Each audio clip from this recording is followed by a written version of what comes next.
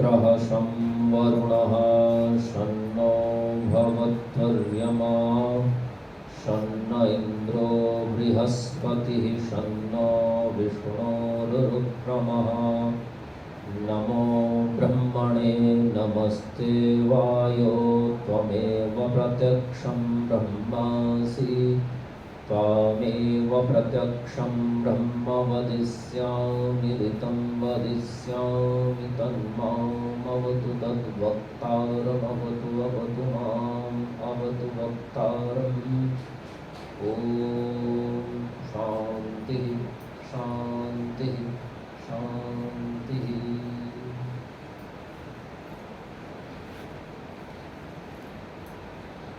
समुपस्थित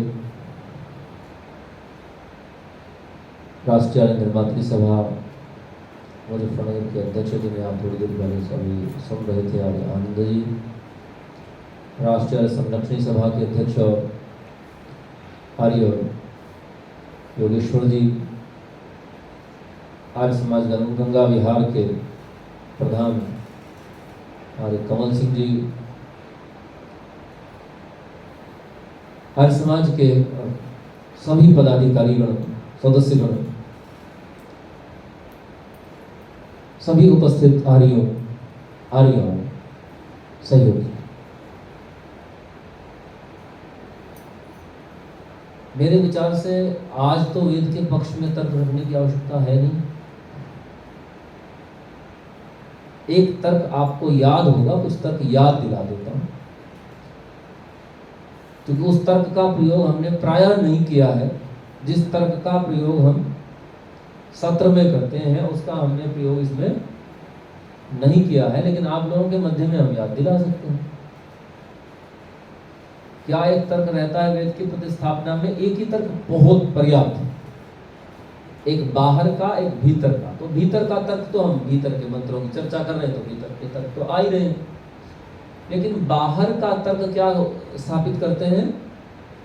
केवल एक तर्क स्थापित करते हैं कि जो भी ईश्वर का संविधान है उसे जो सिखाना है वो कब सिखाना पड़ेगा। या तो तरीका यह है कि सब मनुष्यों को भी वैसा ही स्वाभाविक ज्ञान दे दे जैसा स्वाभाविक ज्ञान अन्य पशु पक्षियों को है। भाई कौवों की कहीं पाठशाला लगती है? क्यों जी? नहीं लगती ना, लेकिन अपने जीवन लायक तो सब सीख जाते हैं वो। क्यों जी? कौवा बुद्धू होता है कि होशियार?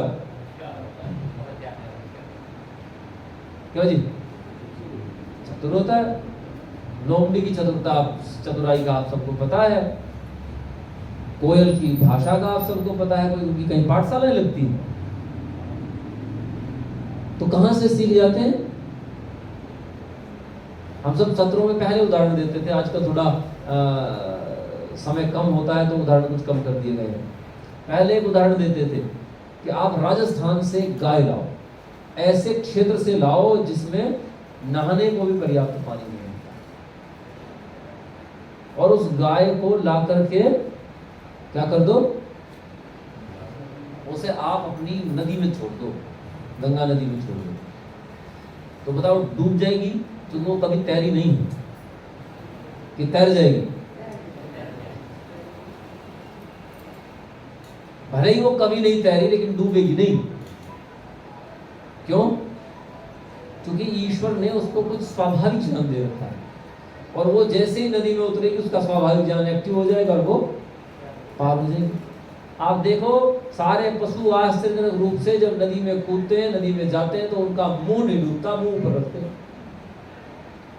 बाकी सब तो नदी में, तालाब में, नदी में बाकी सब बैठ भी जाएंगे तब भी वो मुंह अपना ऊपर रखते हैं। तो ये उन्हें कहीं ट्यूशन नहीं मिला है, ये उनका स्वाभाविक ज्ञान।